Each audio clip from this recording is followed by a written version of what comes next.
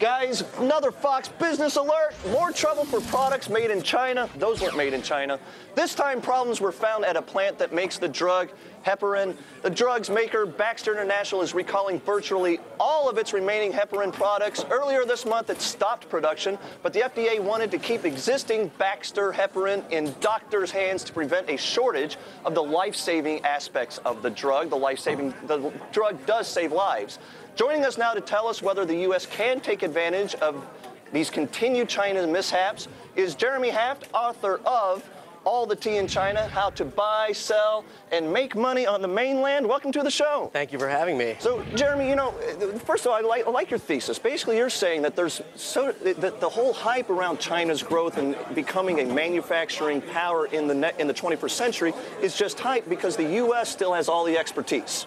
That's right. Actually, we're light years behind. China's light years behind us. And if you go to a factory floor, you actually see it. The capability, the personnel, everybody is light years behind the U.S., and it's something that Americans don't often see because we're buying products from China, but we don't actually go there, see what's going on. So, and looking at this example specifically, you know, they're talking about going into these tiny little households where people are literally boiling the pig intestines that are used to make this drug that saves lives down the road in America. But I guess I'm blown away. How would they possibly turn that type of a mom-and-pop industry suddenly into a major safe place to be getting drugs? Okay. Unlike Japan in the 80s, China is based on millions of tiny, tiny companies, not big companies. So they've had about 20 years to become a capitalist country. We've had about 100 years or more. Right. So, 230. Exactly, to be exact. But our rationalization and industrial process went across about 100 years. Our industry is integrated. China's hasn't yet, and so most of the products come from little tiny factories.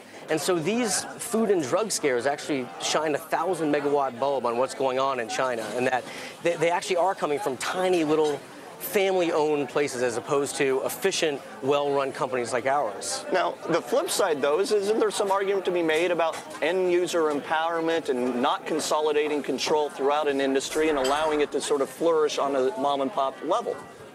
Well, this is true, and you have a great deal of entrepreneurialism in China. I mean, we think that it's a command economy, it's a communist economy. Actually, China's capitalist economy is growing from small entrepreneurial companies. That said, what takes us maybe 3 players to make in a typical product will take them maybe 15 players to make.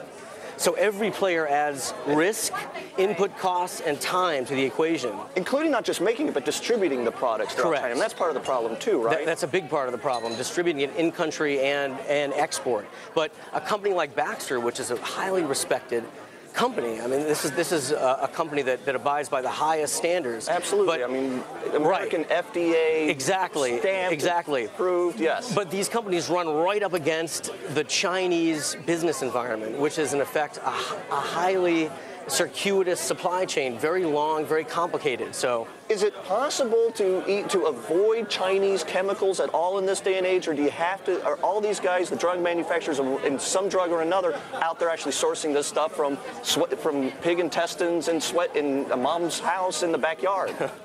It's hard to avoid them.